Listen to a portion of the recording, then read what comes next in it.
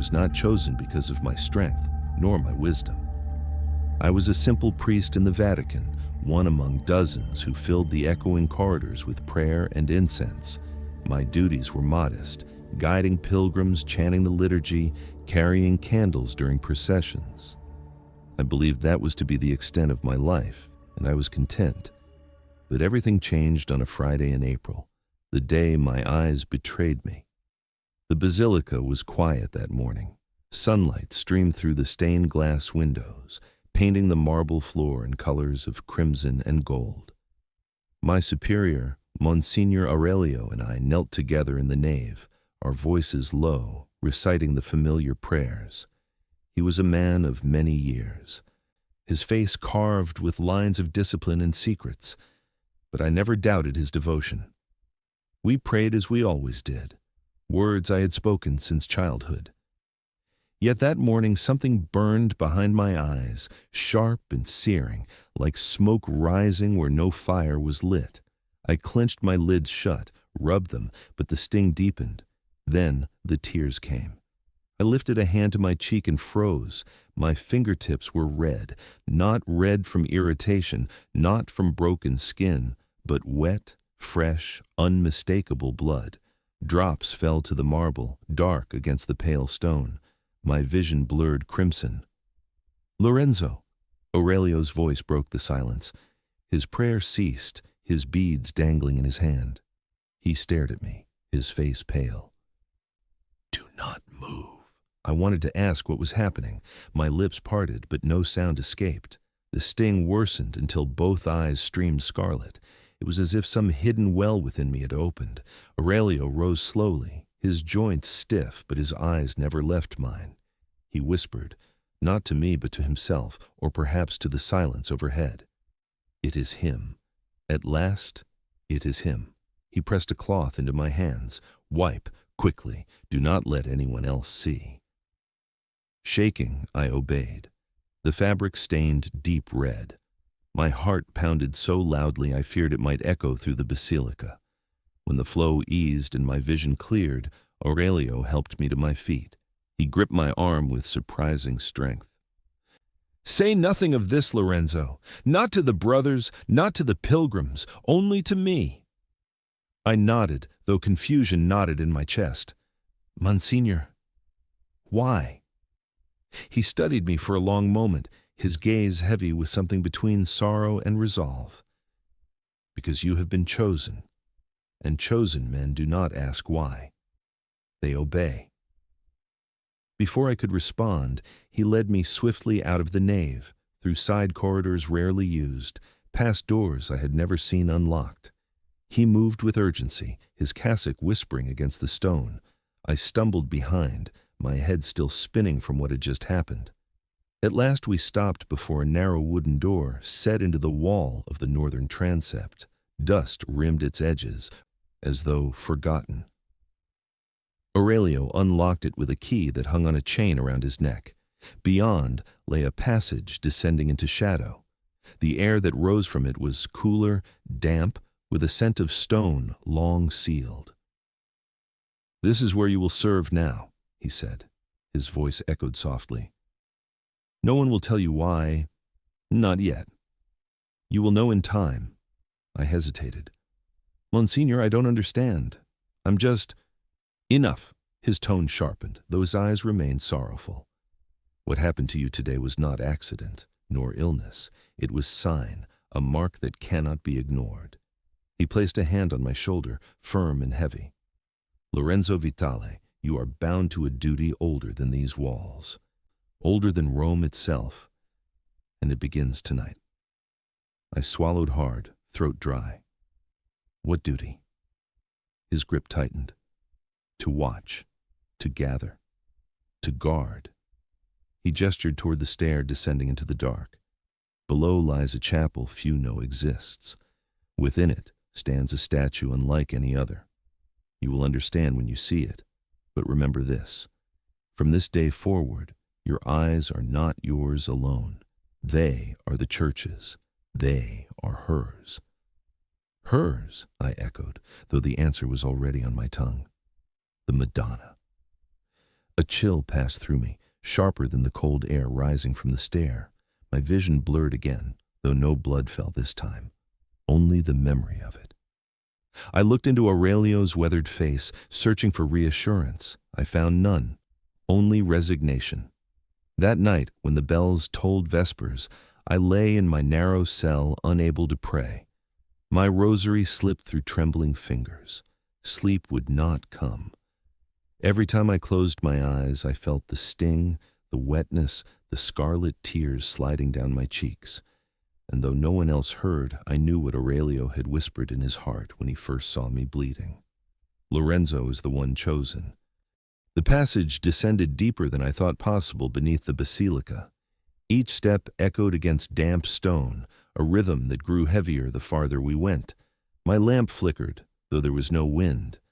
Monsignor Aurelio walked ahead with surety, his pace slow but steady, as though he had walked this path 100 times. At last, the stair ended in a narrow hall. At its end stood a single door of blackened oak. Symbols I did not recognize were carved into its surface, Latin letters interwoven with shapes older still, curves and angles that made my eyes ache. Aurelio unlocked it with the same key from his neck. The hinges groaned as the door opened, and air colder than winter poured over me. I stepped into the chapel. It was small, barely wider than a crypt, the ceiling low, the walls rough stone veined with moisture. Yet in the center stood an altar of pale marble, and upon it a statue of the Madonna. I'd seen countless images of her in Rome, painted, sculpted, gilded, but never like this. This figure was carved of black stone streaked faintly with white, as if the sculptor had sought to fashion night itself into human form. Her face was gentle, her hands folded, her head bowed in eternal sorrow. But her eyes were open, and as I stared, a red shimmer welled within them. Aurelio placed a hand on my arm. "Kneel." I dropped to my knees. My chest ached, though no sound filled the chapel. Then, slowly, it happened. From the Madonna's right eye fell a single tear. It traced her stone cheek like liquid fire, glowing dark crimson, and landed on the altar with a sound louder than stone should allow. Another followed, and another. The statue wept. I wanted to look away, but I could not. The sight transfixed me. Terrible, holy, wrong. Aurelio produced from his robe a vial of crystal, sealed with silver at its lip. He held it under the statue's face, catching the drops as they fell. The liquid stained the glass as though it were wine, yet thicker, darker. "Take it," he said, thrusting the vial into my hands. It was warm, too warm. The blood pulsed faintly, as if alive. My fingers trembled. "What? What is this?" I whispered. His gaze hardened. "Not what? Who? Her sorrow, her sacrifice." I wanted to recoil, to drop the vial, but his stare bound me. He pointed to the far end of the chapel. There stood a stone table, flat and wide, its surface covered with carvings I could not decipher, spirals, crosses, sigils that looked older than scripture. "Place it there," Aurelio commanded. I obeyed, walking on unsteady legs. I set the vial in the table's center. The moment glass touched stone, the carvings glowed faintly, as if inked with embers. A low hum rose in the air, vibrating in my chest. Then the glow faded. The hum ceased. The chapel returned to silence. I turned back to Aurelio, shaken. "And now?" "Now nothing," he said. His voice was final, almost stern. "Leave it. Do not remain once it is placed. That is the rule. That is the covenant." I swallowed. "Why me?" "Because you bled," he said simply. "Because you are chosen. Do not ask more tonight." He led me back to the stair. As the door closed, I glanced once more at the statue. Her face was serene again, as if she had never wept. But in the silence, I thought I heard it still, the faintest echo of a sob, too soft for stone to make. That night in my cell I could not sleep. My hands still burned from the warmth of the vial. I could feel it even now, as if the blood had left a trace inside me. and when I closed my eyes, I saw the Madonna again, not silent, not still, but alive, weeping endlessly into the dark. Morning in the Vatican usually carries a certain peace. The toll of bells, the scent of incense, the murmur of pilgrims gathering in the nave. But that morning, peace was absent. I carried within me the weight of what I had seen the night before, and the warmth of the vial still seemed to cling to my hands, though I had washed them. Monsignor Aurelio had dismissed me after the ritual with few words. "Sleep," he had said, "and forget until the next Friday." But forgetting was impossible. After matins, while the other priests moved toward their daily duties, I felt an irresistible pull back toward the hidden chapel. Aurelio was not there. He had retreated to his private quarters. My heart pounded as I unlocked the passage door with the key he had pressed briefly into my palm. The stair was darker in daylight than at night, as though sunlight could not follow. My lamp sputtered. When I reached the chapel door, I hesitated, then pushed it open. The air was still cold, heavy with damp. The Madonna stood as before, head bowed, face serene, but my eyes went straight to the stone table. The vial was there, but it was empty. I froze in the doorway. My breath caught. I stepped closer, each footfall echoing. The glass was spotless, not cracked, not broken. The silver seal remained untouched, intact. But inside, nothing. No trace of red, no stain along the crystal. It was as if it had never been filled. I touched it with trembling hands, cold, too cold. The carvings on the table seemed darker than the night before, as if the lines themselves had drunk the blood. I bent closer, running a finger along the grooves. No wetness remained. I checked the chapel door again. Still locked, no footprints in the dust of the stair, no signs of intrusion. Yet the blood was gone. My heart pounded harder. Someone, or something, had taken it. I backed away, eyes darting to the Madonna. Her face was calm, lips closed, eyes dry. But I could not shake the thought that her gaze followed me. "Where has it gone?" I whispered, though no one could hear. The chapel gave no answer. Only silence, thick and suffocating. I placed the vial back on the table and stood there too long, waiting for something, an echo, a sign. Nothing came. At last, fear drove me back up the stair. The day passed in a haze. I stumbled through prayers, forgot my place in Scripture, spilled wine during the Eucharist. The other priests whispered. Aurelio said nothing. His eyes found me once, sharp as knives, and then looked away. But the emptiness of the vial burned in my mind. That night, as I lay in my narrow cell, the shadows on the wall seemed longer, reaching like fingers. I heard faint sounds in the distance, scrapes, shuffles, perhaps only mice, but each one made me think of claws on stone. Sleep would not come. At last, I sat at my desk and began to write, though my hand shook.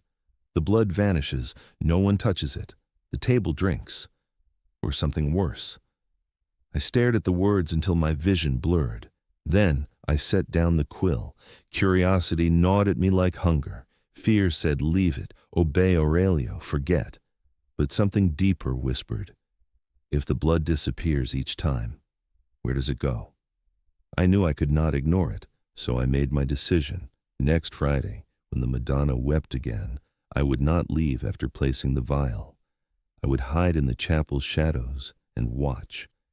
And whatever came for the blood, I would see it with my own eyes. Friday returned too quickly. The week had been endless, yet when the bells tolled vespers, I felt the hours collapse into dread. I had made my decision. I would not leave the chapel after setting the vial. I would remain hidden, and I would see the truth.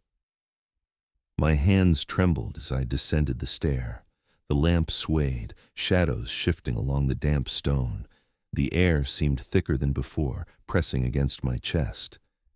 In the chapel, Aurelio guided me as always. The Madonna's face was solemn, her eyes already shining with the red shimmer I had come to fear. The tears fell, slow and steady, into the vial he placed in my hands. The blood pulsed, warm as if drawn from living flesh. When the vial was full, Aurelio gestured toward the stone table. I placed it there. The carvings glowed faintly, humming, then fell silent. "Go," Aurelio said, his voice heavy. "Do not linger." I bowed my head and left the chapel with him. But when we reached the stair, I slowed. "I will follow later," I murmured. "I left my rosary." He frowned, but the years weighed on him. He did not argue. "Be quick." When his steps faded upward, I turned back, heart hammering. I slipped into the shadows of the side alcove, behind a cracked pillar. The lamp I extinguished. Only the dim glow from the vial lit the room. The Madonna stood silent, her eyes now dry, her sorrow spent. The chapel fell utterly still. My breath rasped too loud, so I pressed a hand to my mouth. Then it began. A shift in the air, colder, heavier. The stones seemed to groan. The glow of the vial brightened as though stirred. From the corners of the chapel, shapes emerged, not from the stair, not from doors, simply out of shadow, pulling themselves into form. They were tall, taller than any man, their heads brushing the low ceiling, horns curved like black iron. Their bodies seemed woven of smoke and flesh, indistinct, yet solid enough to cast shadows of their own. Eyes like coals burned in faces that were less faces than masks of bone. I froze. My lungs refused to draw air. They moved slowly, deliberately toward the stone table. There were 5. Each step made the carvings on the floor quiver with light, as if the stone itself recoiled. One reached the table first, its hand, clawed, skeletal, yet dripping with darkness, hovered above the vial. The humming rose, louder, vibrating through my teeth. Then the vial lifted, though no hand touched it. The blood inside swirled violently, pressing against the glass like a storm. The tallest of them bent low, its horns nearly scraping the altar. Its voice was not sound, but pressure, a rumble inside my skull. "Her sorrow feeds the pact." The others echoed, overlapping, a chorus of languages I could not name. The words clawed at my mind, scraping, demanding meaning where none should be. I clamped my eyes shut. My body shook. When I opened them, the vial was empty. The blood gone, not spilled, not poured, consumed. The figure straightened. One turned its head, slow, deliberate. Its burning eyes swept the chapel. For an instant, I thought they fixed on me. My heart stopped. My knees nearly gave. But the gaze slid past and the figure turned back. Without another sound, the 5 dissolved, melting into the stone and shadow. Their horns faded last, curling like smoke into the dark. The chapel was silent again. The Madonna's face remained bowed, lips sealed, eyes dry. The table stood bare, the carvings dark once more. I collapsed against the pillar, gasping, chest heaving. My cassock clung with sweat. It was real, all of it. The blood, the pact, the visitors and shadow. I had wanted to know. Now I knew. But knowledge carried its own wound. That night in my cell, I could not pray. Every time I closed my eyes, I saw them, horns scraping the ceiling, eyes burning like coal, voices grinding in my skull.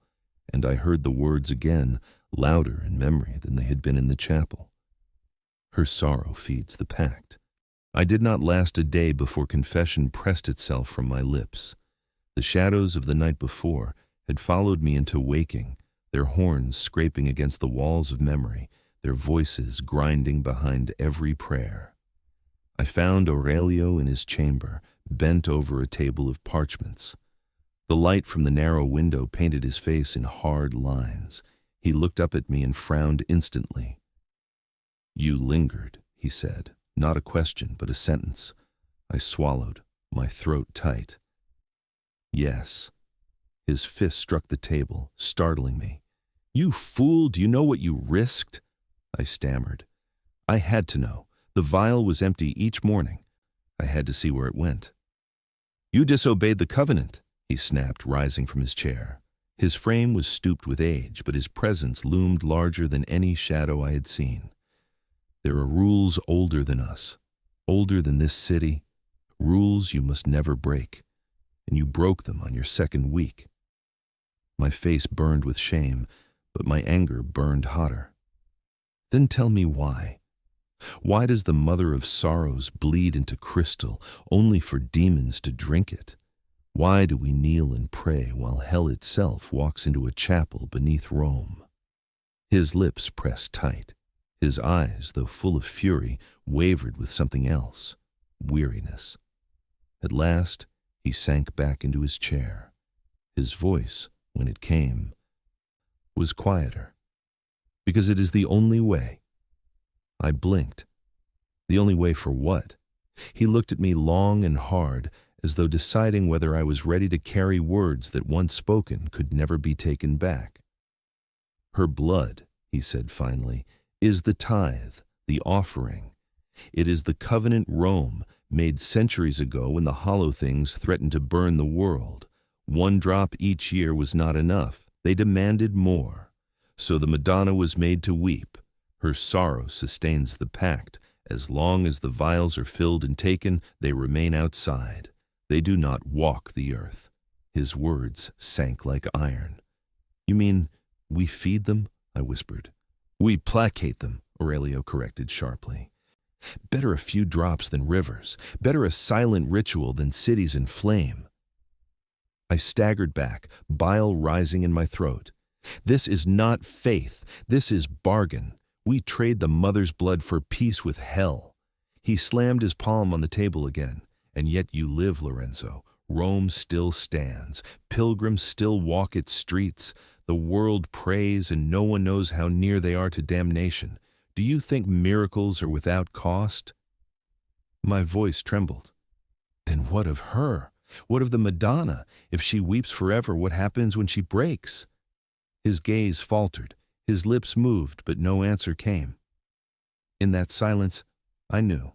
The cracks I had seen in the stone, the faint lines across her black marble face, each tear was a wound, and wounds do not last forever. Aurelio looked at me again, his eyes heavy. "You must never speak of this to another soul. Do you understand? Not to the brothers, not to Rome, not to yourself in your prayers. Silence is the second covenant."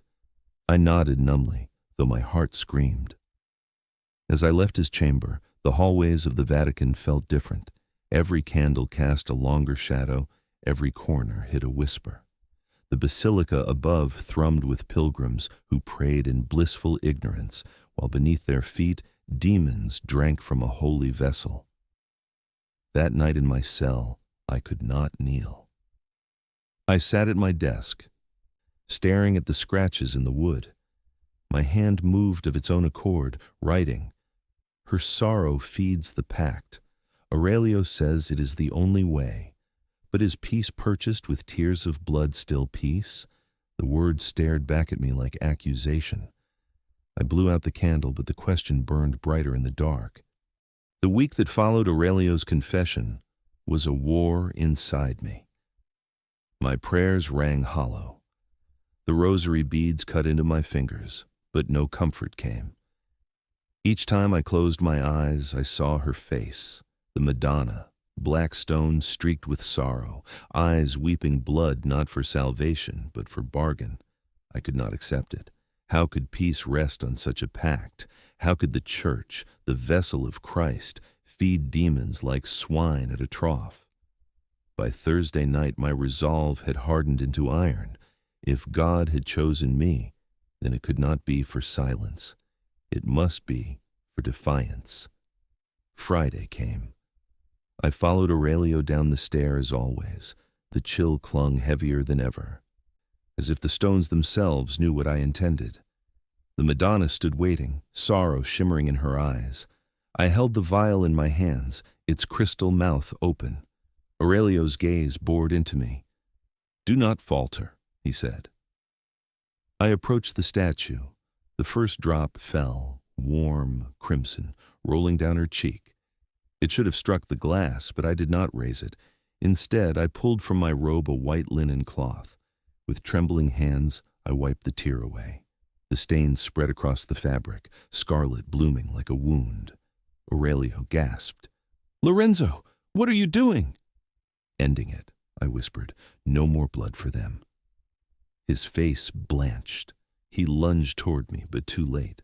I wiped again, catching each drop as it fell, smearing it into the cloth until the vial remained dry, untouched. The chapel groaned.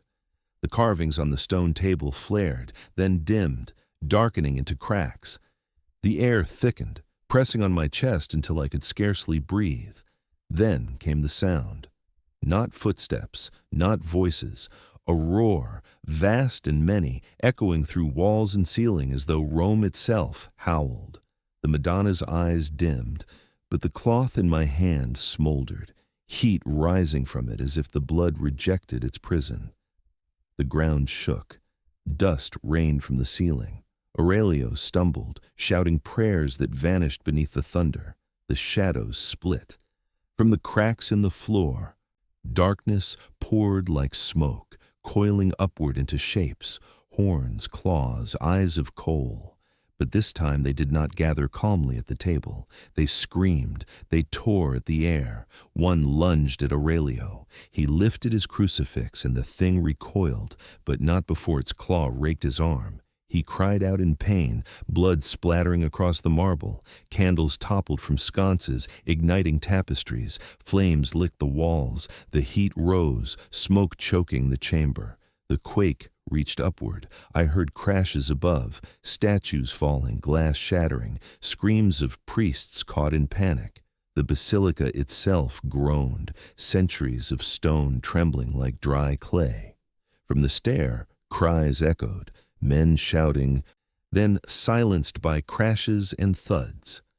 I thought of the pilgrims, the brothers, the city above, all trembling as the earth convulsed.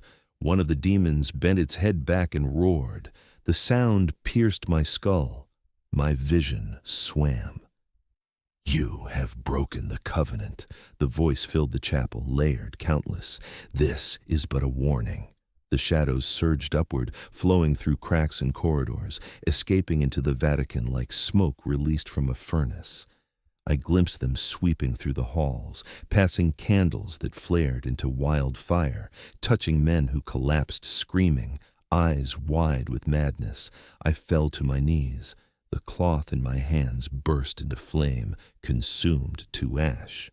Then, as suddenly as it had begun, silence crashed down. The fires guttered to embers. The quake subsided. The shadows dissipated. The demons were gone. But the damage remained. Smoke choked the stair, and the stench of burning flesh lingered. Aurelio lay on the ground, clutching his arm, blood soaking his sleeve. His eyes met mine, furious and broken. "What have you done?" he rasped. I stared at the Madonna. Her face was unchanged, serene, her eyes dry once more. Yet cracks spread faintly across her cheeks, fine as spider webs. In that silence, her sorrow seemed heavier than any scream. The Vatican did not sleep that night. Smoke still clung to the air, mingling with incense that failed to hide the stench of ash. Cries echoed through the cloisters, men calling for help, others wailing in grief.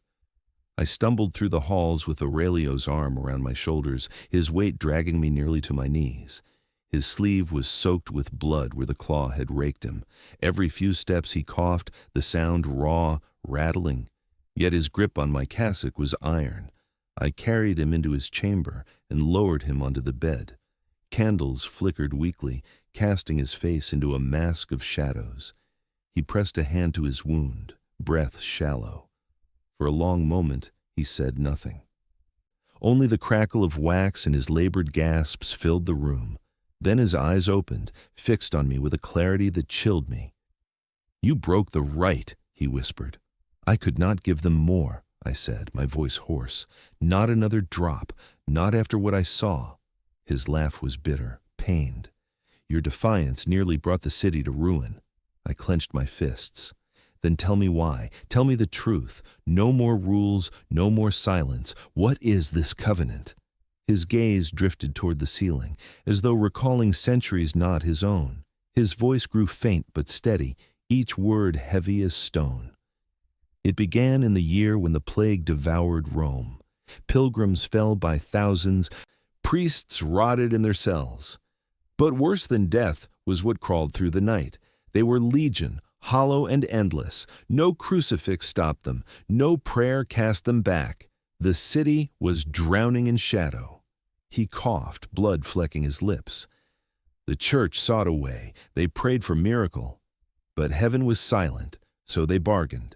In a chapel forgotten by time, they carved her likeness from black stone, taken from the ruins of an older temple. They asked her to weep, not in water, but in blood. And she did. Her sorrow bought silence. Each drop given, each vial sealed, kept the legions from walking the earth. I shivered. The memory of the demon's eyes burned fresh in me.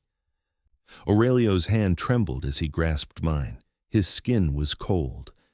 Each Friday she bleeds. Each Friday we offer. And so the world knows peace it does not deserve. My voice shook. Then why the cracks? I saw them. After the quake, she is breaking. His silence was heavier than his words. His eyes closed as though unwilling to look at me. Finally he whispered, "Every tear is a wound upon her form. Centuries of sorrow have scarred her. When the stone breaks, the covenant ends. And when it ends, the hollow return. Not to Rome alone, but to all." My breath caught. The end of the world. He nodded faintly. I staggered back, the chamber spinning. To sustain peace. We were draining the Madonna dry. A pact with demons, signed in her tears, carried on the backs of priests too afraid to let it die. I sank into a chair, my hands shaking. Then why me? Why my blood that morning in the nave? Why my eyes? His gaze returned to mine, faint but fierce. Because the chains of covenant choose their heir. Each generation one is marked. I waited years, prayed for release, and when I saw your tears fall red, I knew. You are bound now, Lorenzo. You are the last guardian. The word last struck harder than any blow. Aurelio reached under his pillow and drew forth a small iron key. Rust clung to it, the metal cold in my palm as he pressed it into my hand. In the sacristy beneath the northern transept, there lies a chest. It has not been opened in a century. What it holds is not salvation, but last defense.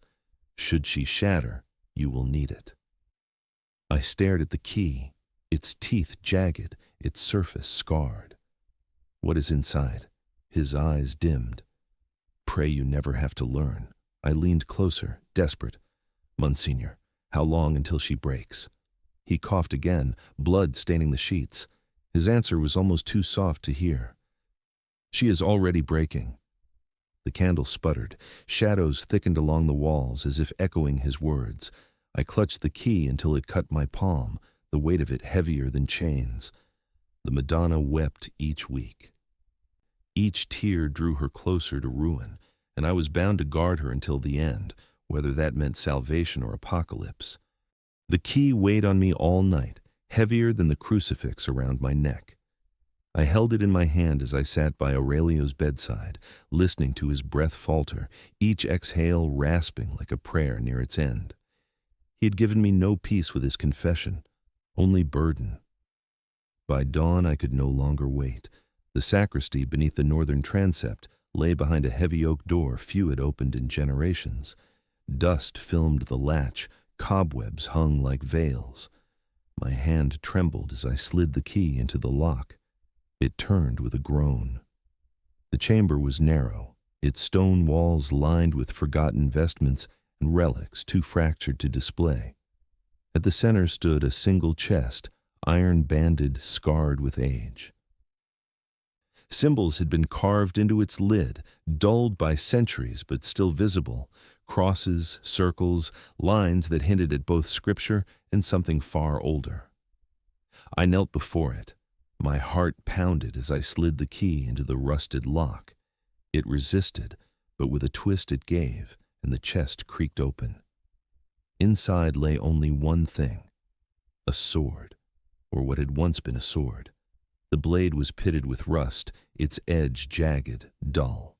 The hilt was wrapped in leather, cracked and flaking, the crossguard bent, the pommel scarred. It looked less like a weapon than a relic of ruin, a corpse of steel long dead. Disappointment stabbed me deeper than awe. This was the last defense. This was what centuries of secrecy had guarded. I lifted it. The weight was awkward, unbalanced. My hands turned orange with rust. The blade shook in my grasp. "This cannot save anyone," I whispered. Behind me, Aurelio's voice rasped from the doorway. He had dragged himself here, leaning heavily against the wall, his face pale. "It is not steel that saves," he said. "Steel breaks, always has, always will." I turned, shocked. "Then why keep it?" He limped forward, his eyes fixed on the weapon. "Because in the right hands, it is not only steel. It remembers what it was forged for, and it waits." I frowned. Waits for what? His lips curved into the faintest bitter smile. "For the one worthy enough to wield it." I looked back at the sword.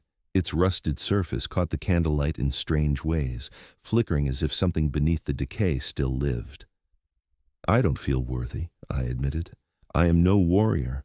I am a priest who stumbled into secrets too dark to bear." "Worthiness is not measured by strength," Aurelio said. "Not by knowledge, not by courage alone. When the time comes, the sword will know if your hands are fit to hold it. Until then, it sleeps." I lowered my eyes to the blade. For a moment, I thought I felt it shiver in my grip, not from weakness, but from expectation. Aurelio swayed, his strength failing. "Guard it. Do not brandish it idly. It has seen too much, and it will not forgive arrogance." I set the sword back in the chest, but even closed, I felt its presence vibrating faintly through the stone floor. It was not a relic of the past. It was a waiting thing, silent but aware. When I returned to Aurelio's chamber, he collapsed into his bed, eyes closed, lips moving in silent prayer. I sat beside him, the key clenched in my hand, the memory of the blade etched in my mind. That night as I lay in my cell, I dreamed. The Madonna wept, but her tears fell into my hands, staining the blade I held. The rust hissed, and for an instant the sword gleamed, whole and terrible. I woke, drenched in sweat. My palms tingled as if I had truly touched it, and I understood. The sword would remain useless until the moment came. And when it did, it would either break me or reveal what I truly was. The bell tolled midnight. Its chime echoed through the basilica deeper than ever, as if it marked not an hour but a doom. I stood in the hidden chapel, the vial in my hand, my heart pounding louder than the bells. The Madonna's eyes glistened with sorrow, red tears welling at their corners. I knew what Aurelio would have demanded: catch them, seal them, place them on the stone, keep the pact alive. But tonight I could not after all I had seen. The first tear fell, striking the altar with a sound like molten iron on water. My hand tightened on the vial. Then, slowly, I set it aside. Instead, I drew the rusted sword from its chest. It felt wrong in my grip, too heavy, too dull. But I raised it nonetheless. "No more," I whispered. The second tear fell. The chapel shuddered. The third fell. The walls groaned, dust raining from the ceiling. And then the roar came. Shadows tore open in the corners, boiling upward into horns, claws, and burning eyes. The visitors were no longer calm, no longer patient. They came in rage. One slammed its claw against the altar. The stone cracked. The carvings flared crimson. Its voice filled my skull, a chorus of countless throats. "Where is the vessel? Where is her blood?" I lifted the sword, trembling. No more offerings! The roar shook me to my bones. The demon surged forward. I swung. The blade met shadow flesh with a clang. Sparks flying, but no cut. The rusted edge slid uselessly off the creature's arm. It struck back, claws raking across the floor where I had stood a moment earlier. I stumbled, swung again, harder. The sword jarred my arms, numbing my fingers. The demon laughed, a sound like rocks grinding. Another lunged from the side. I raised the weapon, blocking instinctively. The impact threw me across the floor. My ribs screamed. The sword clattered beside me, useless. The chapel shook harder. Candles fell, igniting cloth. Smoke thickened. The Madonna's eyes poured tears now, streaks of blood running down her black stone face. The demons circled me, their voices pounding in my head. Give us her sorrow, or Rome shall burn. The pact is broken. The hollow rise. I forced myself to my knees, grabbed the sword again. My breath came ragged. I swung wildly, each strike deflected, each effort weaker. My strength bled away. One claw caught my shoulder, tearing flesh. I cried out, stumbling back against the altar. Blood ran down my arm. The sword slipped in my grip. They closed in, eyes burning. Death loomed. In desperation, I raised the crucifix still hanging at my neck. "Deliver me," I gasped. "Deliver us." The demons recoiled slightly, hissing, but they did not fall back. The crucifix alone could not hold them. My vision blurred. The Madonna towered above me, her tears falling endlessly. Splashing onto the altar, staining the stone. One drop landed on my cheek, burning cold, mingling with my own blood. The sword shook in my hand. For a moment I thought it trembled on its own, as if it too cried for salvation. The demons lunged together. I raised the blade, praying, not for victory, not for strength, but for mercy. The demons closed in, a wall of horns and fire. My breath failed, my grip faltered, the rusted sword nothing more than dead weight. Their voices thundered in unison. The pact is broken. Rome will burn. You are nothing. I braced for the end. And then something struck the blade. A drop, not mine, hers. From above, through smoke and shadow, a tear of blood fell from the Madonna's stone cheek. It landed on the jagged edge, and for an instant nothing happened. Then the sword screamed. The rust hissed and peeled away, falling like ash. Light coursed through the steel, searing bright silver so pure it burned my eyes. The hilt grew warm, alive, throbbing like a second heart in my hands. Power surged through me, flooding my veins, filling my lungs. My pain vanished, my weakness burned away.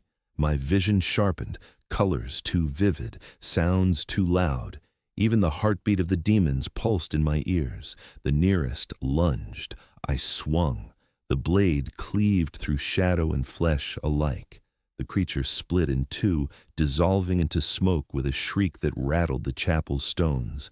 The others recoiled, their laughter silenced, their voices shrieking in alarm. Another charged. I pivoted, the sword moving as though it knew the path before I did.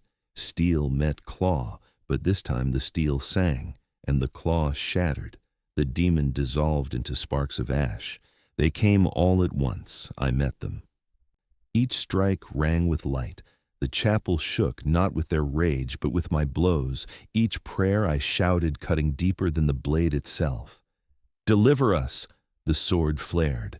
"Preserve us!" Another fell. "In your mercy!" The last recoiled, smoke pouring from its wound. Only one remained, the tallest, its horns like twisted spears, its eyes a furnace of hate. It towered above me, its roar shaking the ceiling. "You cannot end what was bound." I raised the sword, my voice raw. "Then I end you." It struck. Claws slammed against the blade. The impact sent cracks spidering across the altar. The Madonna's statue trembled, fissures spreading along her sorrowful face. Dust rained down. I roared back, Driving the blade forward with both hands, the tip plunged into its chest, piercing through smoke and bone. Light erupted, blinding, holy fire consuming the chamber. The creature shrieked, a sound that seemed to tear the sky. Its body split, dissolved, vanished into nothing. The silence after was absolute. The flames guttered out, the smoke thinned, the sword glowed faintly, then dimmed, silver settling into steel. I sank to my knees, clutching it, trembling not with weakness but with awe.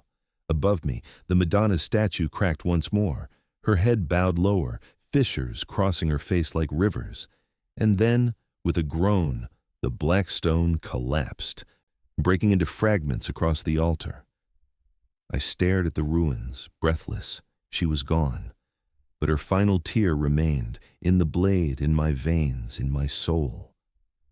I stumbled out of the chapel hours later, the sword heavy on my back. Aurelio lay dying in his bed, his breath shallow, but when he saw the gleam of steel, a faint smile touched his lips. "You are the guardian now," he whispered. "The covenant lives, not in her tears, but in you." He died with those words. That night, I sat in my cell and opened my journal. My hands still shook, my robe still stained with ash and blood. By candlelight, I wrote, "The Madonna is broken, the covenant is not. It lives in the blade, it lives in me. The demons will return, but I will be waiting. The world above will never know what saved it. Perhaps that is mercy, perhaps it is curse. I am Lorenzo Vitale, and I am the guardian of the bleeding Madonna. The world stands on a secret no pilgrim will ever see, a blade that drank sorrow and banished shadow. And as long as I draw breath, I will keep watch. For if I fail, the hollow will rise, and the end will come." I closed the book. The sword gleamed faintly in the dark as if aware of the vow I had written. And so began my eternal vigil.